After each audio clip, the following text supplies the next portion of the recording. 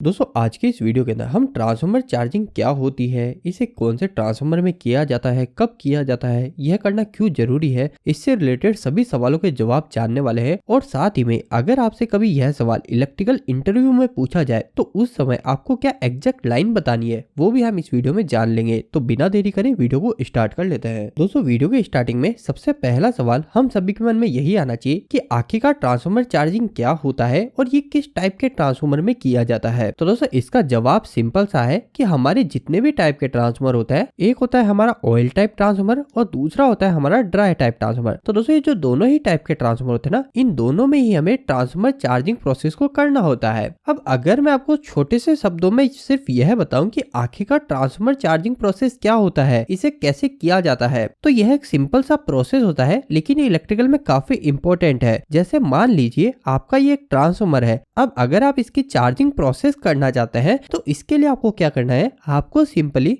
जो भी ये ट्रांसफार्मर है, इस ट्रांसफार्मर के इनपुट में हमारी सप्लाई कनेक्ट कर देनी है। इस ट्रांसफार्मर को इनपुट वोल्टेज से जोड़ देना है। लेकिन ट्रांसफार्मर की जो सेकेंडरी वाइंडिंग है, जिससे हमें अब आउटपुट सप्लाई मिल रही है, वहां पर हमें किसी भी लोड को कनेक्ट नहीं करना है। हमें हमारी ट्रांसफार्मर की सप्लाई को ओपन छोड़ देना है, इस पर कुछ भी जोड़ना नहीं है। और बस कुछ इस तरीके से ही ट्रांसफार्मर को कुछ समय तक एनर्जाइज करके रखा जाता है। एनर्जाइज का मतलब ट्रांसफार्मर के इनपुट में तो हमने सप्लाई दी थी, लेकिन आउटपुट में कोई लोड नहीं जोड़ा, मतलब ट्रांसफार्मर एनर्जाइज हो गया। तो बस ट्रांसफार्मर को इस तरीके से एनर्जाइज करके रखता है और इसके आउटपुट में कोई भी लोड नहीं जोड़ता है। और बस यही प्रोसेस करने को ही हम ट्रांसफार्मर चार्जिंग प्रोसेस बोलते हैं। लेकिन अब आपको अगली बात यह पता होनी चाहिए कि किस कंडीशन में, किस समय हमारे ट्रांसफार्मर को चार्जिंग प्रोसेस की रिक्वायरमेंट होती है, हमें इसको चार्ज करना होता है। तो दोस्तों बस दो समय ही ऐसी कंडीशन आपको देखने को मिलेगी जब आप ट्रांसफार्मर की चार्जिंग प्रोसेस कर रहे होंगे। पहली, जब आप एक न्यू ट्रांसफार्मर को आपका इंस्टॉल करके उसे रन कराना चाहते हैं, यानी आपने कहीं पर एक न्यू ट्रांसफार्मर इंस्टॉल किया है। अब उसके इंस्टॉलेशन के बाद में जब आप उस पे लोड जोड़ोगे, उस लोड को जोड़ने से पहले आपको एक बार ट्रांसफार्मर चार्जिंग प्रोसेस करना जरूरी है। और इसके अलावा ट्रांसफार्मर चार्जिंग प्रोसेस की दूसरी कंडीशन तब होती है जब आपने किसी कारणवश ट्रांसफार्मर की आपने सर्विस करी है या मेंटेनेंस किया है, या फिर कुछ समय तक, कुछ महीनों तक आपने ट्रांसफार्मर को उपयोग नहीं किया है। तो ऐसी कंडीशन में भी ट्रांसफार्मर पर लोड जोड़ने से पहले ट्रांसफार्मर को चार्ज किया जाता है। तो दोस्तों अब ये सारी बातें तो आपने जान ली कि आखिरकार ट्रांसफार्मर चार्जिंग कौन कौन से ट्रांसफार्मर पे की जाती है और इसे किस समय किया जाता है।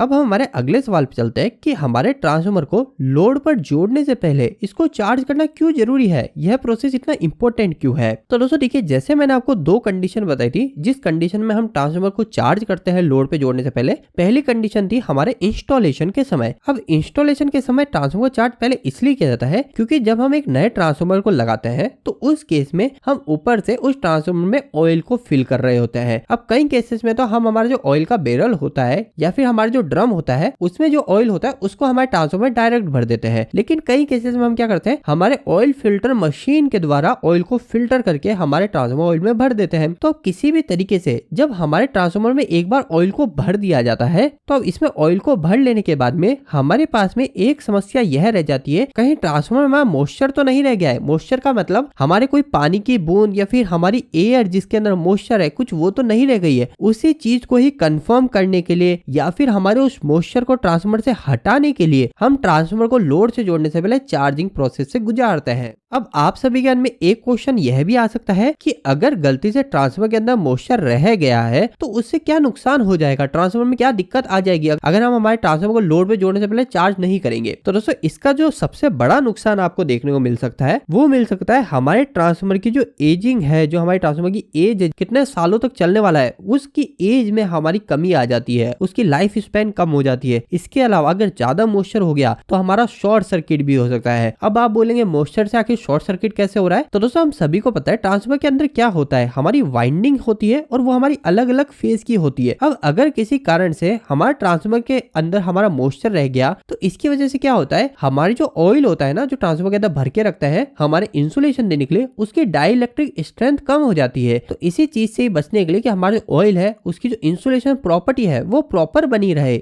यही चीज के लिए ही हम हमारे ट्रांसफार्मर को चार्ज करते हैं। दोस्तों अभी तो हमने पहली कंडीशन जान ली कि जब हम हमारे ट्रांसफार्मर को इंस्टॉल करते हैं उस समय हम हमारे ट्रांसफार्मर को पहले चार्ज कर रहे होते हैं। लेकिन दूसरी कंडीशन मैंने आपको बताया था कि हमने जब कभी ट्रांसफार्मर को मेंटेनेंस किया तो उसके बाद में उस पर लोड जोड़ने से पहले हम ट्रांसफार्मर को चार्ज करते हैं। इसके अलावा हमारा ट्रांसफार्मर कई समय तक बंद पड़ा है तो उस केस में भी हम हमारे ट्रांसफार्मर को चार्ज करते हैं। तो इस समय चार्ज करने के पीछे का क्या जवाब है? तो मेरे ख्याल से इसका जवाब आप सभी को ऑलरेडी पता ही चल रहा होगा कि जब हम हमारे ट्रांसफार्मर को मेंटेनेंस करते हैं तो उस समय हम हमारे ट्रांसफार्मर को ओपन करते हैं, हम ट्रांसफार्मर के अंदर फिजिकली देख रहे होते हैं, वाइंडिंग को चेक कर रहे होते हैं, मतलब हम ट्रांसफार्मर अलग अलग तरीके से टेस्ट करते हैं। तो उन सभी टेस्ट के समय भी हमारे मॉइस्चर आने की कई सारी संभावनाएं होती हैं। तो इसलिए मेंटेनेंस के बाद तो ट्रांसफार्मर को चार्ज करना काफी ज्यादा इंपॉर्टेंट हो जाता है। तो अब हमने यह भी जान लिया कि आखिरकार ट्रांसफार्मर को चार्ज क्यों करना जरूरी है, अगर हम नहीं करेंगे तो क्या नुकसान हो सकता है। इसके अलावा दोस्तों जैसे मैंने आपको बताया स्टार्टिंग में कि हमारा जो ड्राई टाइप का ट्रांसफार्मर होता है ना, उसके अंदर भी आप देखोगे उसको भी अगर कुछ समय के बाद में चलाया जाता है तो उसको भी हमारा पहले चार्ज किया जाता है। तो उसको चार्ज करने के पीछे क्या रीजन है? तो अगर मैं आपको इसका जवाब सिंपल से शब्दों में दूं तो आप सभी को पता होना चाहिए कि जो ड्राई टाइप के ट्रांसफार्मर होते हैं वो दो टाइप के हो जाते हैं। एक हो जाता है जिसके अंदर हमारी इंसुलेशन कास्ट आयरन मटेरियल से हो रही होती है और दूसरे केस में हमारे वैक्यूम प्रेशराइज एयर को भर के रखा जाता है। तो दोस्तों अगर हमारा किसी ड्राई टाइप का ट्रांसफार्मर कहीं कुछ लंबे समय से बंद है, मतलब जैसे 6 महीने 8 महीने 10 महीने इतना समय हो गया और वो हमने चलाया नहीं, यूज नहीं किया, तो इसकी वजह से क्या होती है, हमारी जो कास्ट रीजन के ट्रांसफार्मर होते हैं इसमें हमारे मॉइस्चर आने की कई सारी संभावनाएं होती है, कई ज्यादा संभावनाएं होती है। कई केसेस में तो आप ये भी देखोगे कि अगर कुछ साल तक ट्रांसफार्मर को उपयोग नहीं किया है, उसको चार्ज नहीं किया है, तो उस केस में हमारा जो ड्राई टाइप का ट्रांसफार्मर है उसकी जो वाइंडिंग है, उस वाइंडिंग में जो मेगर में रेजिस्टेंस आता है वो काफी ज्यादा लो आता है, जिसमें हम ट्रांसफार्मर को चलाकर उस पर लोड नहीं जोड़ सकते। इसलिए ही दोस्तों हमारे ड्राई टाइप के भी ट्रांसफार्मर में चार्जिंग प्रोसेस काफी इंपॉर्टेंट हो जाता है। अब हम आखिरी के अंदर एक छोटे से सवाल पे बात कर लेते हैं, फिर हम हमारे इंटरव्यू के आंसर पे भी आएंगे कि अगर आपसे ये सवाल इंटरव्यू पूछ लिया जाए तो आपको क्या जवाब देना है। अभी हमारा आखिरी सवाल ये है कि आखिरकार ट्रांसफार्मर को चार्ज करने से कैसे हमारे ट्रांसफार्मर के अंदर का मॉइस्चर हट जाता है, खत्म हो जाता है। तो दोस्तों इसका जवाब काफी ज्यादा सिंपल सा है। हम सभी को पता है कि जब हम ट्रांसफार्मर को चलाएंगे तो इसकी वजह से क्या होगा, इसकी वजह से हमारे ट्रांसफार्मर के अंदर की जो वाइंडिंग है उस वाइंडिंग में हमारा मैग्नेटाइजिंग करंट उत्पन्न होगा, फ्लक्स उत्पन्न होगा। तो इसकी वजह से हमारा जो ट्रांसफार्मर की वाइंडिंग है ये हमारी हीट होगी। अब जब हमारी वाइंडिंग हीट होगी तो हमारा जो ऑयल है वो ऑयल भी हीट होगा। ऑयल के अंदर अगर कुछ मॉइस्चर है वाटर का तो वो वाटर भी हमारा हीट होगा। अब जब हमारा वाटर हीट होता है तो ये वेपराइज हो जाता है, मतलब भाप बन जाता है। अब जब हमारा वाटर वेपराइज हो जाएगा, भाप बन जाएगा, तो ये हमारा जो ब्रीदर का पाइप है हमारे उस ब्रीदर के पाइप से होते हुए बाहर निकल जाएगा। तो सिंपल सा आंसर यही होता है ट्रांसफार्मर चार्जिंग के अंदर कि हमारे जो ट्रांसफार्मर के अंदर की वाइंडिंग होती है उसे हमारे हीट किया जाता है बिना सेकेंडरी वाइंडिंग पर लोड जोड़े, और ऐसा करने से हमारे ट्रांसफार्मर के अंदर का जो इंसुलेशन है, जो ऑयल है, वो हमारा हीट होता है, और ऐसा हीट होने से हमारे अंदर का जो भी मॉइस्चर है वो हमारे ट्रांसफार्मर से बाहर वेपराइज होकर निकल जाता है।